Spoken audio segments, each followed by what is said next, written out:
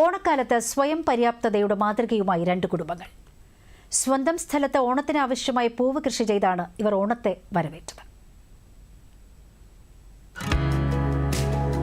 അത്തപ്പൂക്കളമില്ലാത്ത ഓണത്തെപ്പറ്റി മലയാളിക്ക് ആലോചിക്കാനാകുമോ?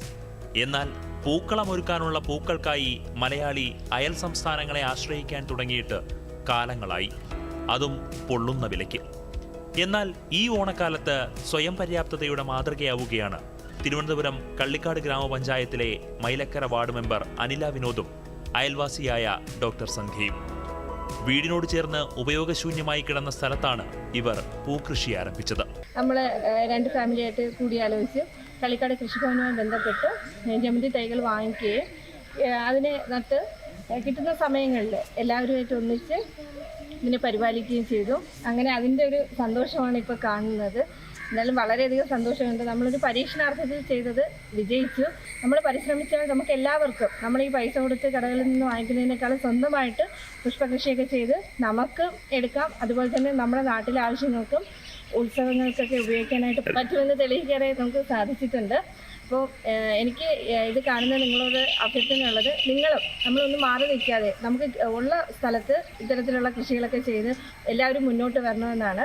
കുട്ടിക്കൃഷിക്കാരും കൂടി ഒഴിവു സമയങ്ങളിൽ കൃഷിയിൽ ശ്രദ്ധ കേന്ദ്രീകരിച്ചതോടെ ഓണനാളുകളിൽ ലഭിച്ചത് 100 മേനി വിളവ്. സ്ഥലം ഇങ്ങനെ വെറുതെ കിടക്കുന്ന കാരണം ഞങ്ങൾ ഓണത്തിനായിട്ടുള്ളൊരു പൂക്കൃഷി എന്നുള്ളൊരു ആശയം മെമ്പറോട് പറഞ്ഞു.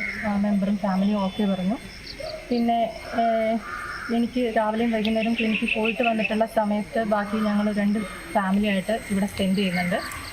ഞങ്ങൾ മാത്രമല്ല, ഞങ്ങളുടെ മക്കളും ഇതിനകത്ത് ഒരുപാട് കാര്യങ്ങളൊക്കെ ചെയ്യുന്നുണ്ട്, ഞങ്ങളെ ഹെൽപ്പ് ചെയ്യുന്നുണ്ട്. പക്ഷേ ഈ ഒരു ഇത്രയും നന്നായിട്ടൊരു സക്സസ് ആവുമെന്ന് ഞങ്ങൾ കരുതിയില്ല. പക്ഷേ ഞങ്ങൾ വിചാരിച്ചതിനേക്കാളും നല്ല രീതിയിൽ ഈ പൂക്കൃഷി സക്സസ് ആയി. പിന്നെ ഈ ഒരു ഓണം ഫോക്കസ് ചെയ്ത് മാത്രമല്ല, അത് കഴിഞ്ഞും നമുക്ക് പൂക്കൃഷി ചെയ്യാം എന്നുള്ളൊരു ആശയത്തിലാണ് ഇപ്പോൾ നിൽക്കുന്നത്. കാരണം അതിന് കണ്ടിന്യൂഷനായിട്ട് ഞങ്ങളിപ്പോൾ അടുത്തുള്ള ഒരു വിത്ത്, ജമന്തി വിത്ത് ഇട്ടിട്ടുണ്ട്. അപ്പം അതും പതുക്കെ ഇതിൻ്റെ കൂടത്ത് വളർന്നു വരും. സ്വന്തം ആവശ്യത്തിന് പുറമെ നാട്ടിലെ പൂക്കളങ്ങൾക്ക് കൂടി ആവശ്യമെങ്കിൽ ഈ കൃഷിയിടത്തിലെ പൂക്കൾ മതിയാകും. പൂക്കൃഷി ഓണക്കാലത്തേക്ക് മാത്രമല്ല, വരും മാസങ്ങളിലും കൃഷി തുടരാനാണ് ഇവരുടെ തീരുമാനം. ഒപ്പം പച്ചക്കറി കൃഷിയും പദ്ധതിയിലുണ്ട്. തിരക്കുകൾക്കിടയിൽ മനസ്സുവെച്ചാൽ ആർക്കും ഈ മാതൃകയെ പിന്തുടരാവുന്നതേയുള്ളൂ. ദൂരദർശൻ ന്യൂസ്, തിരുവനന്തപുരം.